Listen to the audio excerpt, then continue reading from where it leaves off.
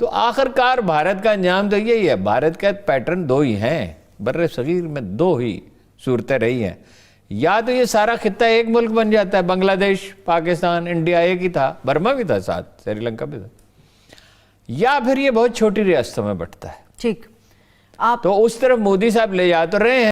نمسکار دوستو, ہماری چینل میں آپ کا سواگت ہے. آج کے اس ویڈیو میں پاکستان میڈیا بات کر رہا ہے عمران خان کی ناک کٹانے کی عادت پر.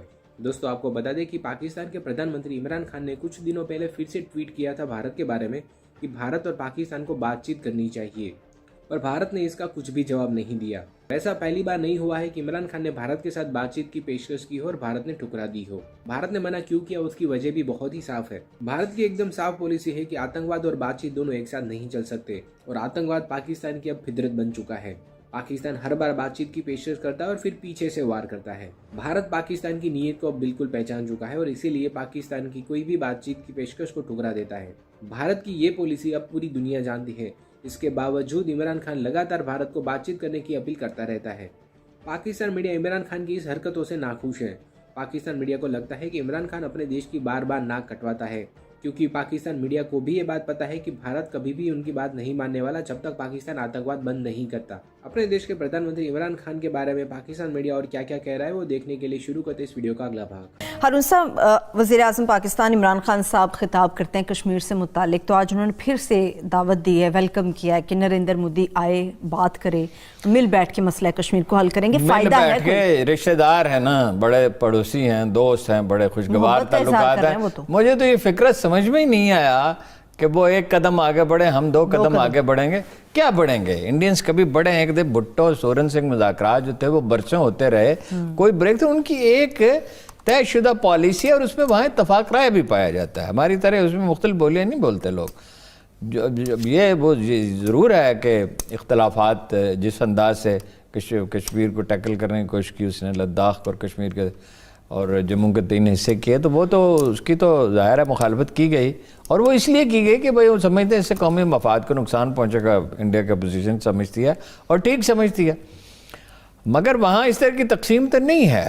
یا ہمارے ہاں تو معاملہ ہی عجیب و غریب ہے نا. وہ تو ٹریک 2 مذاکرات میں جو لوگ شامل رہے ان میں کئی اخبار نویس بھی شامل تھے, وہ کہتے ہیں اپنی پوزیشن سے ذرہ برابر پیچھے ہٹنے کے لیے تیار نہیں. ایک پہلو تو ہے یہ, ٹھیک ہے. وہ دیکھیں نا, علیحدگی کی تحریکیں جب گلگت بلتستان پہ آتے ہیں تو بات کرتے ہیں پختونخوا کی, جی اے سندھ کی, بلوچستان کی, گلگت بلحظ تحریک کی انہوں نے مدد کرنے کی کوشش کی. ٹھیک ہے. تو وہ ایک قدم کیا آگے بڑھیں گے.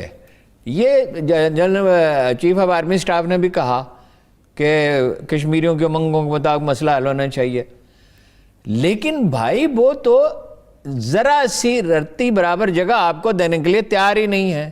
یہ صرف سفارتی پوائنٹ سکورنگ کہہ سکتے ہیں, کوئی کمٹمنٹ نہیں ہے کہیں, مجھے نہیں نظر آتی. بات یہ ہے اگر آپ کرنا چاہتے ہو, 2 زبانیں ہیں بنیادی طور پر عالم اسلام کی, عربی اور فارسی.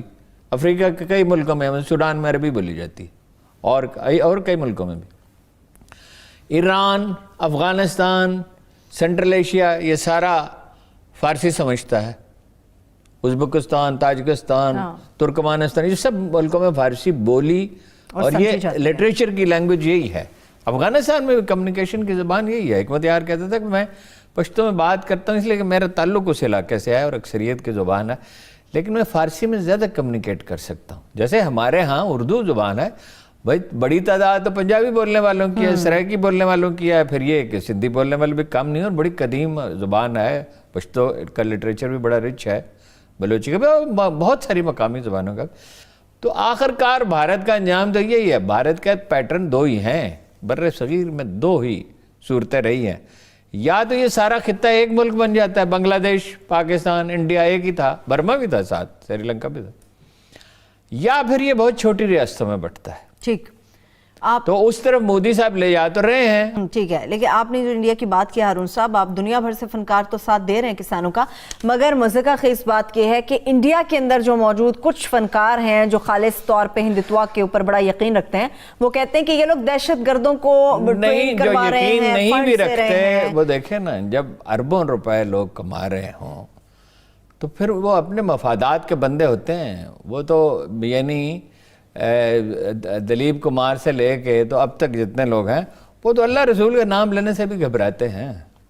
وہ عمران خان کی بڑی ملاقاتیں تھی, اب وہ موقع نہیں میں بتاؤں آپ کو ان سب لوگوں سے, تو وہ بڑے دلچسپ بات واقعات. ٹھیک ہے, آپ نے جماعت اسلامی کے ہارون صاحب باتیں کی, نون لیگ ہو, پیپلز پارٹی, جماعت اسلامی یا دیگر اپوزیشن کی جماعتیں ہیں, تمام کی تمام نے کشمیر کے جو اوپر ہے آج جو باتیں کی, ایون کہ جماعت اسلامی نے, وہ صرف عمران خان صاحب کے اوپر کندھوں پہ بوجھ ڈالا ہے کہ عمران خان صاحب نے ان کے خلاف بات کی, انہوں نے ان کے خلاف بات کی. خدا کے بندو, یہ ایک دن کے لیے خاموش نہیں رہ سکتے, ایک دن ذرا کم تنقید کرتے پھر بھی کرتے.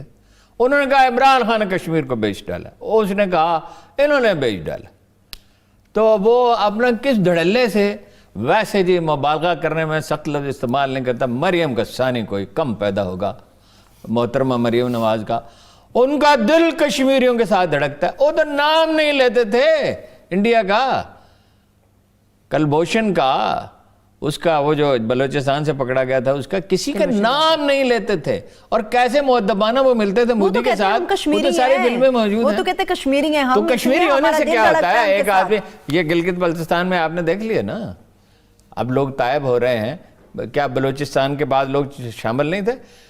وہ انڈیا کی بالادستی جو انٹرنیشنل اسٹیبلشمنٹ کا ایجنڈا, وہ تو نواز شریف صاحب نے تسلیم ہوئے. بغیر ویزے کے انڈینز آتے تھے, رمضان شوگر مل میں انڈین تھے, ان کے گھر پہ ٹھہرتے تھے. یہ اس کی تردید کریں, اس کے لوگ نام بتا دیں گے ان کے.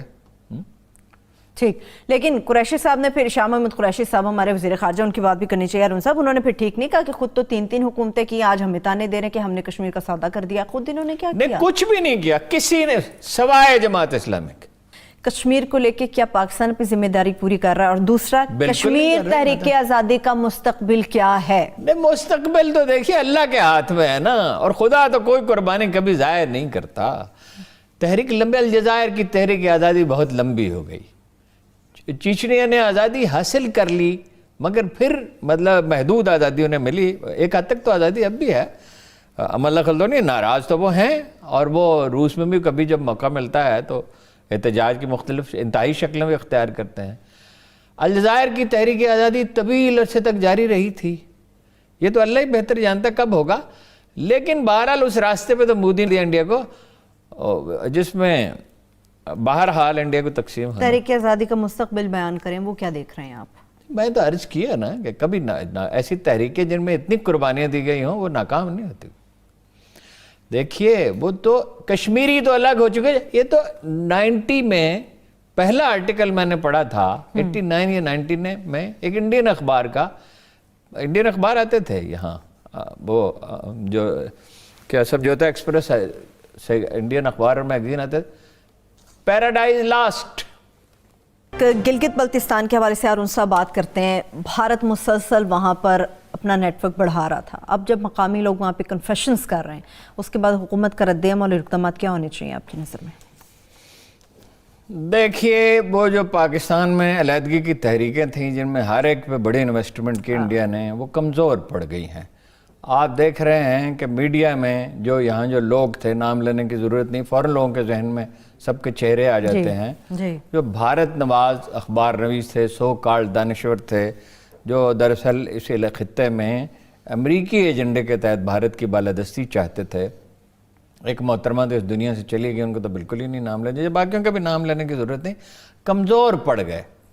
اخبارات میں ایک سلسلہ تھا, بعض میڈیا گروپ تو بالکل مطلب پاکستان اور انڈیا کی سرحد کے بارے میں ان کا رویہ یہ تھا کہ بھئی یہ یورپی یونین کی طرح ہونے چاہیے. بھئی یورپی یونین کی طرح ہونا تو چاہیے, لیکن یہ کہ وہ کشمیریوں کی قیمت پہ تو نہیں ہو سکتا. وہ یہ تو نہیں آپ کا ملک 2 لخت کر دیں اور مزید ٹکڑے کرنے کا وہ اعلان کریں, اور کس چیز کی صلح.